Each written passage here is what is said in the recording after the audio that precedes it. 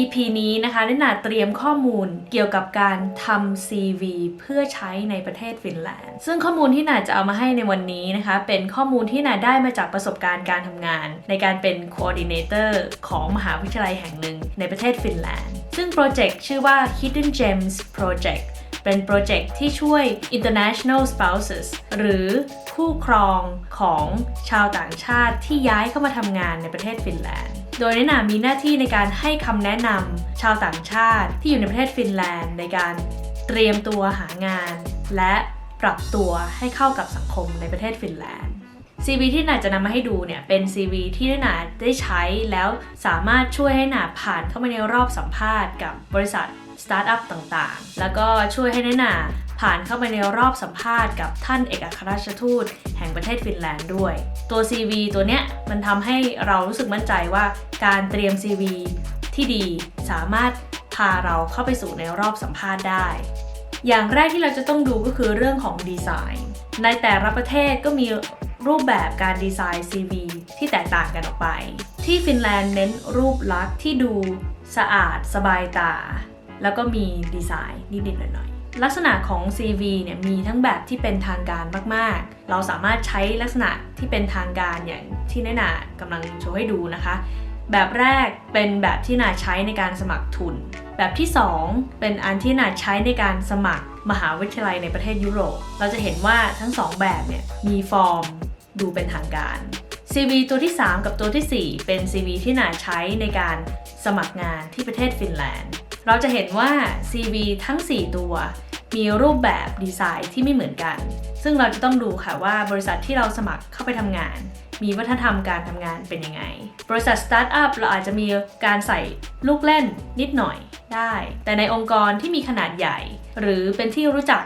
อาจจะมีฟอร์มที่ดูเป็นทางการมากขึ้นแต่สิ่งที่สำคัญนะคะคือการ maintain ความเป็น professional เราจะไปสมัครงานบริษัทเล็กบริษัทใหญ่สิ่งที่สำคัญคือเราให้ข้อมูลที่จำเป็นที่ฟินแลนด์นะคะจำนวนหน้าของ CV ควรมีไม่เกิน2หน้าค่ะอย่างของนิน่าเองเนี่ยใช้แค่1หน้าเท่านั้นเรื่องของรูปผู้สมัครก็ขึ้นอยู่กับแต่ละประเทศค่ะในประเทศฟินแลนด์เน้นนะคะมีแบ็กกราวด์คุณสามารถใส่รูปที่เป็นธรรมชาติดูเป็นมิตรไม่จำเป็นต้องใส่สูทผูกไท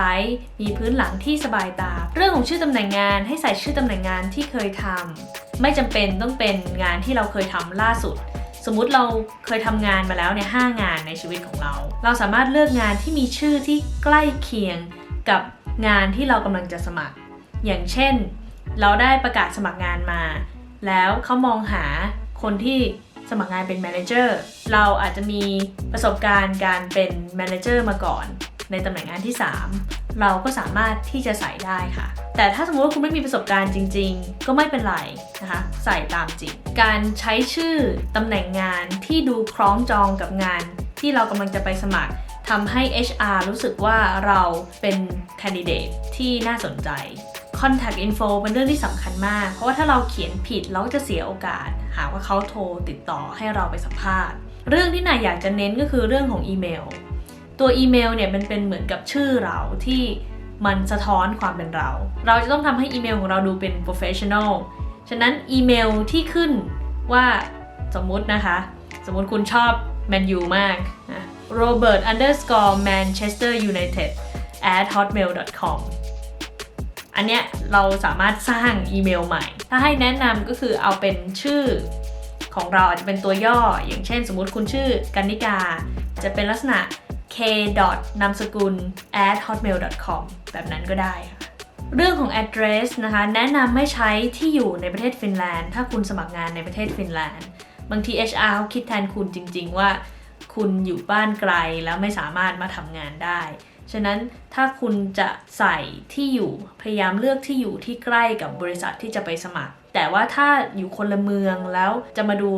วิธีการย้ายตอนหลังเนี่ยสามารถใส่ที่อยู่ปัจจุบันนะคะแล้วใส่วงเล็บ can relocate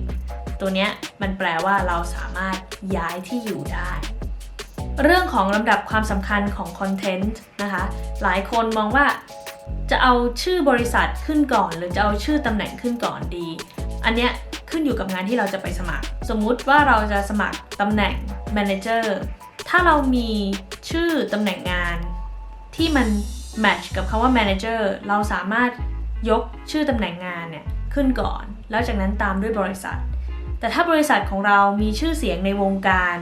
ที่เรากำลังจะไปสมัครเราก็สามารถใช้ชื่อบริษัทขึ้นก่อนซึ่งอันเนี้ยไม่ตายตัวเวลาที่เราใส่ชื่อตำแหน่งงานที่เราเคยทำให้พยายามเลือกตำแหน่งงานที่คนอ่านฟังแล้วเข้าใจและรู้จักยกตัวอย่างนะคะน้อยหนาเคยสอนภาษาอังกฤษ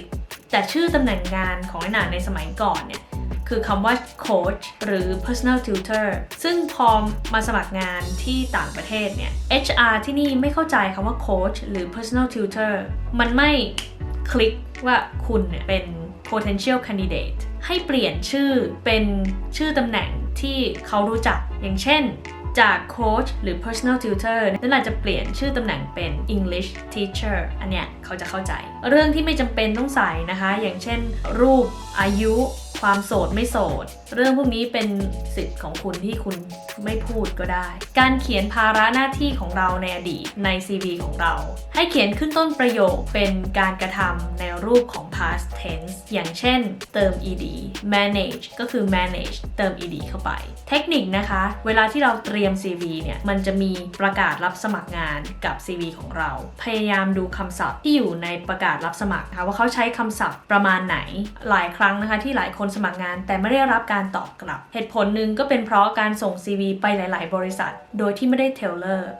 อร์ก็คือการปรับ CV ของเราให้เหมาะกับงานที่เราจะไปสมัครพยายามใช้คำศัพท์ที่มีความคล้ายกับประกาศงานรับสมัครให้มากที่สุดอย่างเช่นบริษัทที่เรากำลังจะสมัครเกี่ยวกับการ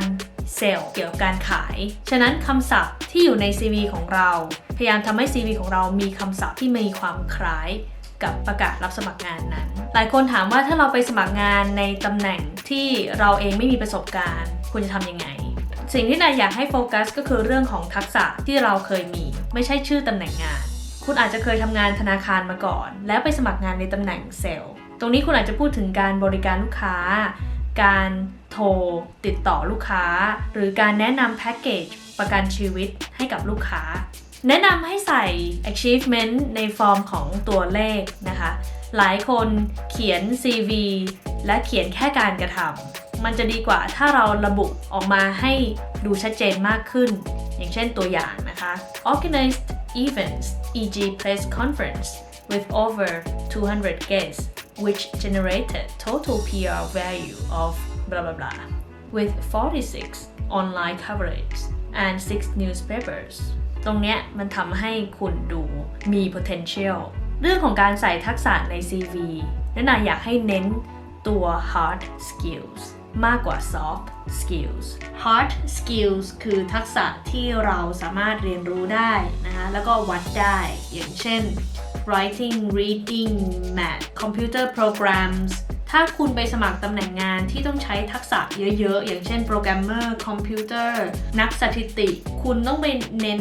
ทักษะตรงเนี้ยแนะนำให้เน้นตัว hard skills มากกว่า soft skills นะคะอย่างเช่นการสื่อสารความ friendly ใจรักบริการชอบทำงานเป็นทีมซึ่งตรงเนี้ยเขาสามารถดูตอนรอบสัมภาษณ์ได้หรือดูจาก cover letter ที่คุณส่งไปเรื่องสุดท้ายเป็นเรื่องของ reference คืออะไร reference คือรายชื่อของกลุ่มคนที่บริษัทสามารถติดต่อได้เพื่อสอบถามเกี่ยวกับการทำงานในอดีตของคุณถ้า CV ของคุณเนี่ยมีพื้นที่ที่เต็มแล้วเนี่ยคุณไม่จำเป็นต้องใส่ลงไปใน CV ให้เก็บ space ตัว CV เอาไว้คุณสามารถใส่ในตอนท้ายเลยได้แต่ถ้าไม่มีพื้นที่จริงๆก็ไม่เป็นไรค่ะเพราะหลายครั้งที่บริษัทจะติดต่อขอ reference list จากคุณแล้วคุณก็ส่งกลับไปในตอนหลังหวังว่าข้อมูลที่น่าให้ในวันนี้นะคะจะเป็นประโยชน์ในการสมัครงานของทุกคนนะคะถ้าชอบข้อมูลแบบนี้นะคะอย่าลืม subscribe กดกระดิ่งหรือกด like ให้เป็นกำลังใจให้หน่อยนะคะธนิดาคลาสสวัสดีค่ะ